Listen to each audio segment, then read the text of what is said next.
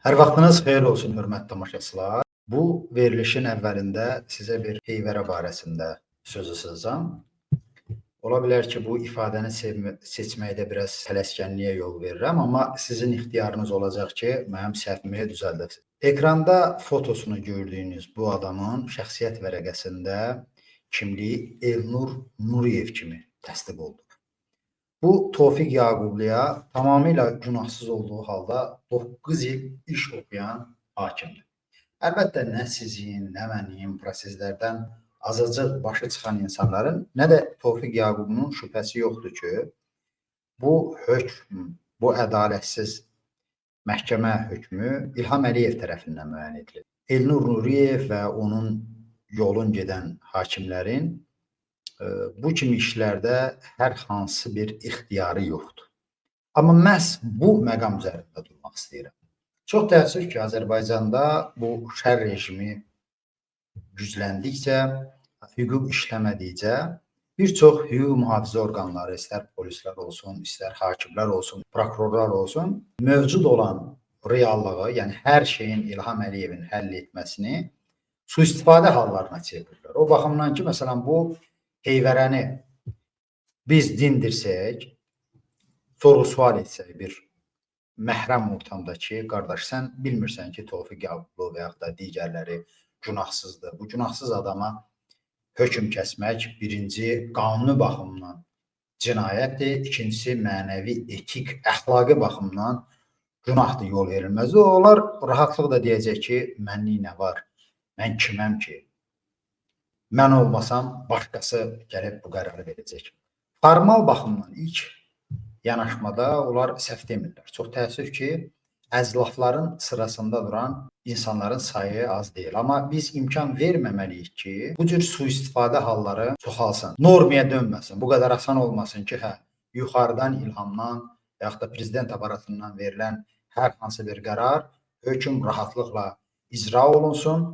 Və sonra da bu adamlar özlərinə bəraət qazandırsın ki, yox, mənlik bir şey yoxdur. Bu belə olmamalı. Ən azı o adamlar bu miskin durumları ilə razılaşıblarsa ki, onlarlıq bir şey yoxdur, onlar heç nəyə həll eləmir, onda biz də bu adamlara fasla hərəkət edən bir varlıq deməliyik, tazı deməliyik, tula deməliyik, nə bilim, əski parçası deməliyik ki, mən heyvərə seçdim.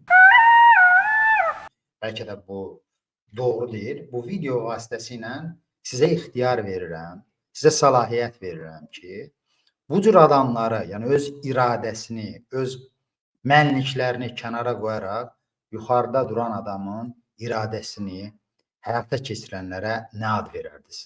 Sərbəstsiniz, yaza bilərsiniz.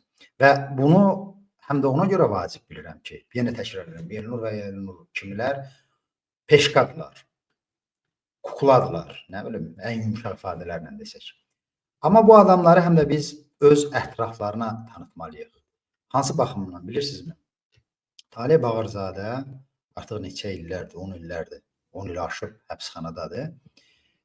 Sonuncu dəfə həbs olunanda Nardarandakılara işgəncə verilən Bandadelin bir əməkdaşı var idi.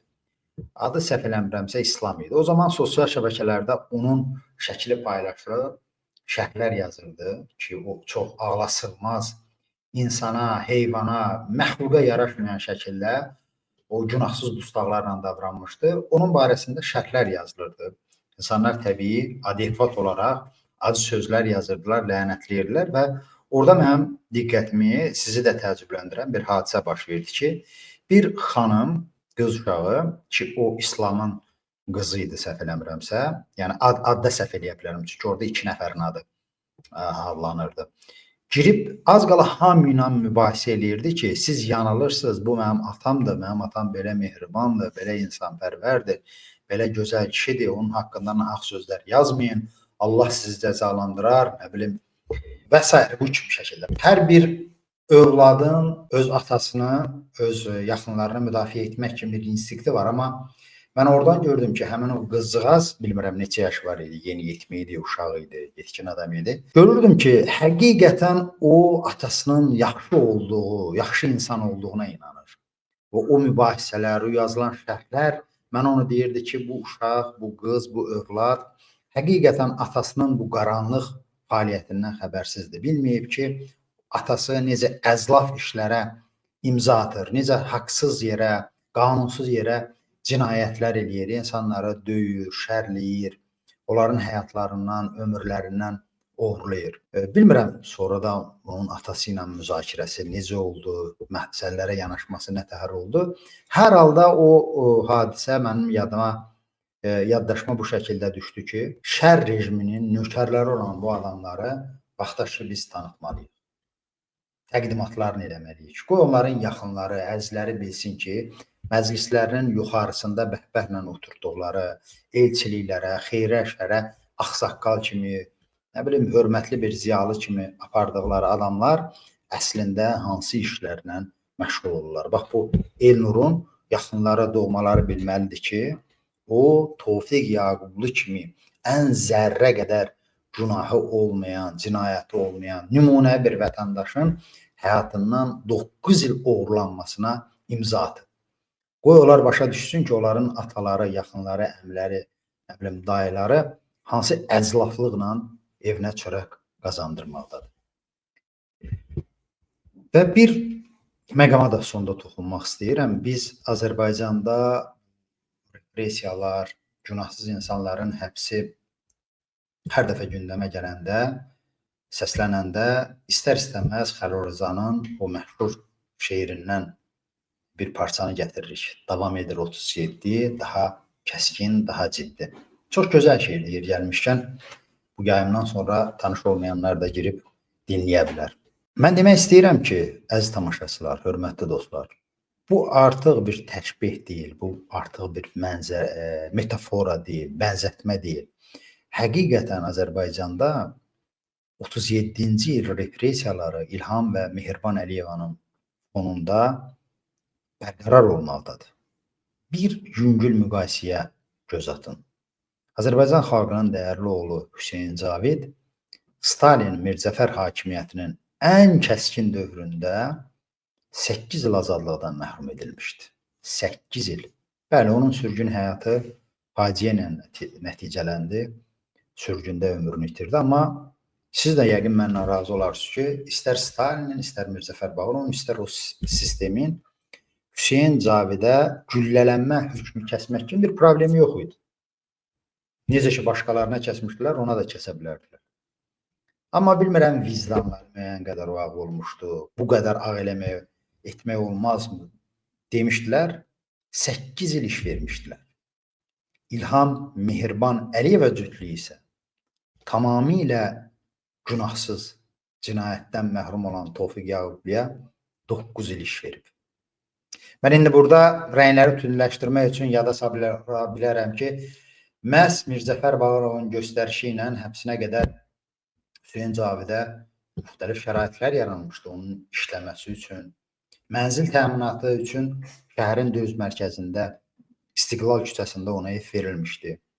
20-ci illərin ortalarında Sovet Azərbaycanın gözünün müalicəsi üçün Almaniyaya göndərmişdi. 6-7 ay Hüseyn Cavid orada gözünün müalicəsi ilə məşğul olmuşdu.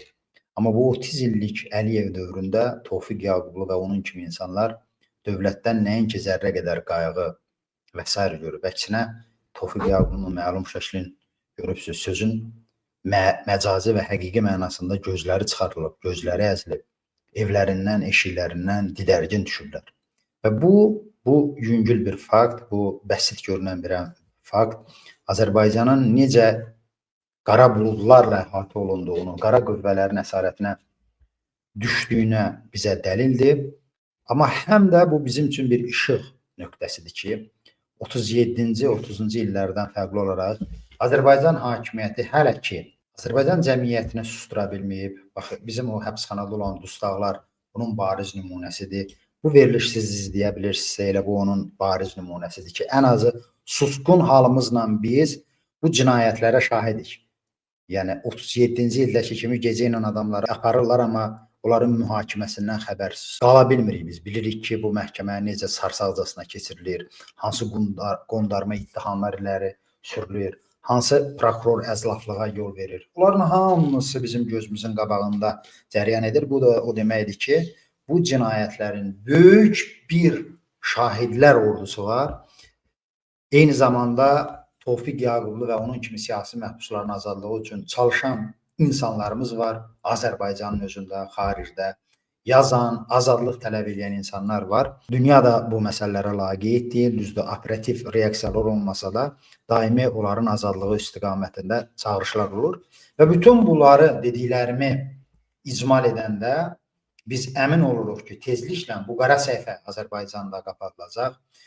Bu periodda Azərbaycanın dəyərli insanlarının, günahsız insanlarının başına gətirilən müsibətlər qanun qarşısında adekvat şəkildə öz cavabını alacaq. Buna heç birimizin şübhəsi olmasın. Azərbaycan hakimiyyətinin də elə əsas məqsədlərindən biri Tofiq Yaqublu və digərlərini, səni, o birsin, bir jurnalist dostlarımızı həbs etməkdən daha çox bizim içimizə bu inamı salmaqdır ki, xeyri yoxdur.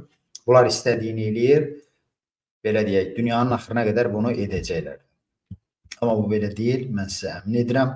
Tarixin öz gedişatı var. Ən əzazir rejimlər, ən qəddar rejimlər belə tarixin mühakiməsindən qaça bilmir. Mən bu ümidlə sizdən ayrılıram. Tofiq Yaqublunu və digər siyasi məhbuslarımızı unutmayaq. Eləcə də onların şərlənməsində rol alan İlham Əliyevdən tutmuş ən axırıncı serjanta qədər insanlar bizim yadımızdan çıxmasın. Müxtəlif resurslar, müxtəlif imkanlar vasitəsilə o adamları da tənbih etməyi unutmayaq. Sağlıqla qalın.